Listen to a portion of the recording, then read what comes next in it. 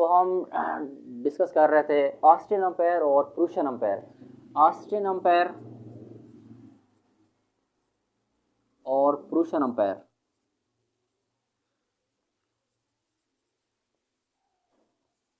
Austrian empire तो पहले ख़त्म हो गए थे, क्योंकि उस वक्त जो बिस्मार्क था ना वो इनके साथ मिल गया था, फिर इनके आपस में कॉन्फ्लिक्ट हुए थे, ये आपस में इनकी हुकूमत ख़त्म हो गई।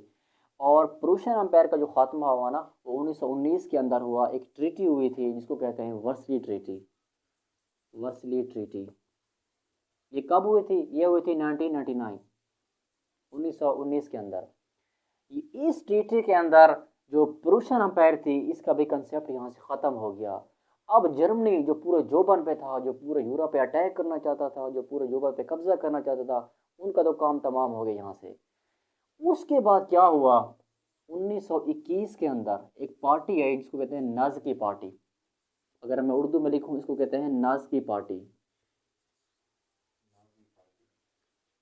और इसको नाज़की पढ़ते हैं, नाज़ी पढ़ते हैं, जिस तरह पढ़ लें, खैर आप लोगों ने इसको याद रखना है।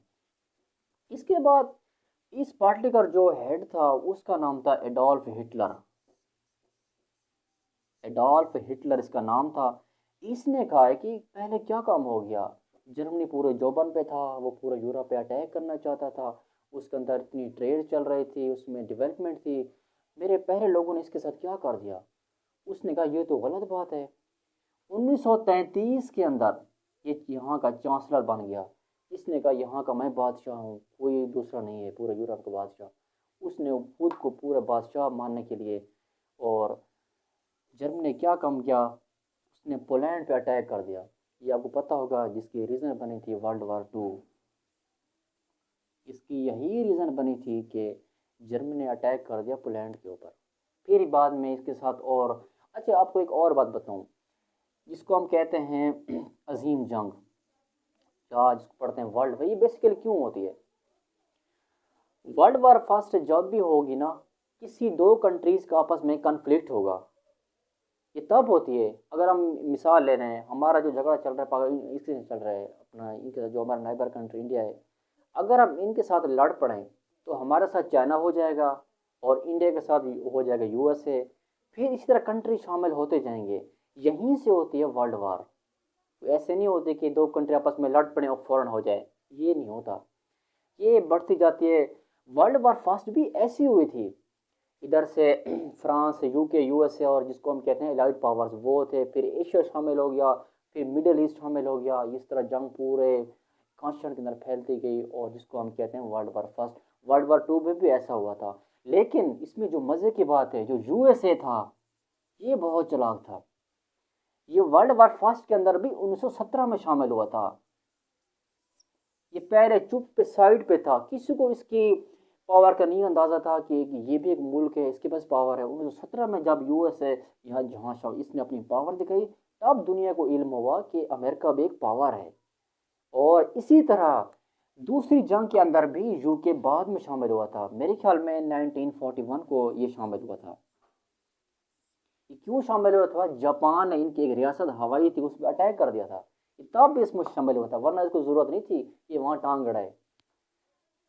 तो ये चीज़ आप लोगों ने याद रखनी है। इसमें छोटे छोटे जो कंसेप्ट हैं वो आप याद कर लें, बाकी इसमें कोई रट्टा मारने वाला मेरे ख्याल में कोई चीज़ नहीं है। बाकी ये जो ये चीज़ें हैं जो आपने इनसे याद करने हैं, 1949 है, वर्ल्ड वार फर्स्ट कब हुई, वर्ल्ड वार फर्स्ट की ये आपने एग्जैक्ट डेट याद करनी है। वो ये है कि वर्ल्ड वार फर्स्ट में जो आपने एग्जैक्ट डेट याद करनी है वो है 1 सितंबर 1900, सॉरी 1 सितंबर 1939 से ये शुरू हुई, और 2 सितंबर 1945 को ये एंड हुई। वर्ल्ड वार 2 की बात कर रहा हूँ, सॉरी। वर्ल्ड वार 2 की आप लोगों ने इसकी एग्जैक्ट डेट याद, क्योंकि पेपर के अंदर वो मंथ दे देता है, सितंबर 1939, मार्च 1939, दिसंबर 1939। तो आप लोगों ने ये चीज़ अच्छी तरह इसको याद कर लेना है। यहाँ तक तो बात ख़त्म हो जाती है जर्मनी। फिर बाद में, उसके बाद जर्मनी, हिटलर आया, और बाद में हिटलर ने जब पोलैंड पे अटैक किया ना, तो उसे तो पता था कि मैं इस पे हमला कर दूंगा, वो अपने खुद को फने खान समझ रहा था। लेकिन जब हुआ, जब और कंट्रीज़ के साथ शामिल नहीं हुए, बदले में जब रशिया ने इस पे अटैक किया, तो ये डर के मारे 1945 के अंदर खुदकुशी कर गया। तो बदले में उसने क्या किया, उसका एक मेरे ख्याल में एक डॉग भी था, उसको भी मार दिया।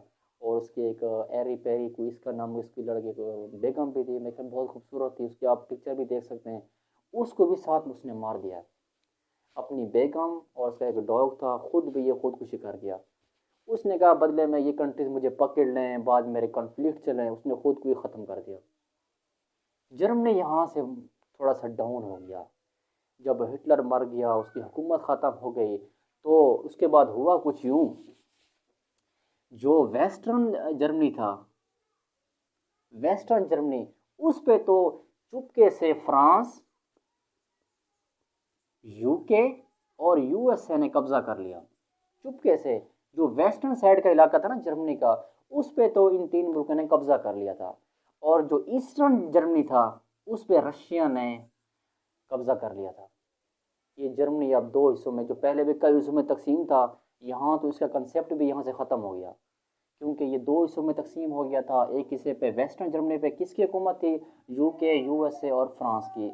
और जो ईस्टर्न जर्मनी था, उस पर रशिया ने कब्ज़ा कर लिया था। अब यहाँ से क्या कन्फ्लिक्ट शुरू हुआ, यहाँ से दो चीज़ें वजूद में आई, जिसको कहते हैं कम्युनिज्म और जिसको कहते हैं कैपिटलिज्म। इनका पहले भी दौर में इशू चल रहा था।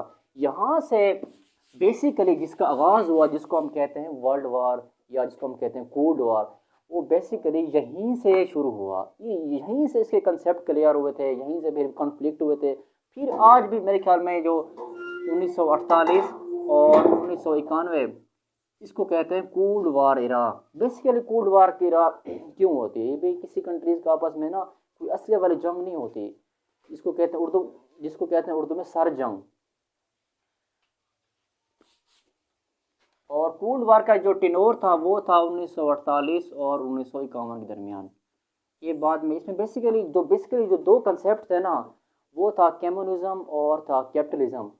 जो कम्युनिज्म था, कम्युनिज्म हमें ये कहता था, जो जिसको हम उर्दू में कहते हैं सरमायादार निज़ाम। ये बेसिकली किसने कंसेप्ट दिया था, ये दिया था कार्ल मार्क्स ने। उसकी एक किताब थी 10 कैपिटल और कम्युनिज्म में मैनिफेस्टो, मेरे ख्याल में यही दो किताबें थी। उसके अंदर उसने दो कंसेप्ट दिए थे।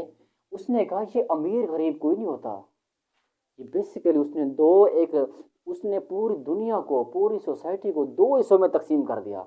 एक को उसने नाम दिया था कम्युनिज्म, दूसरे को उसने नाम दिया था कैपिटलिज्म। उसने कम्युनिज्म को कहा था प्रोलेटरेट, यानी ये गरीब तबका है। और कैपिटलिज्म को उसने कहा था बुर्जुआ।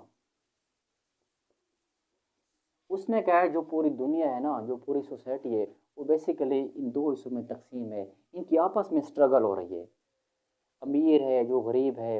अब अमेरिका जो था ना, वो कैपिटलिज्म में चाहता था पूरी। उसने कहा कि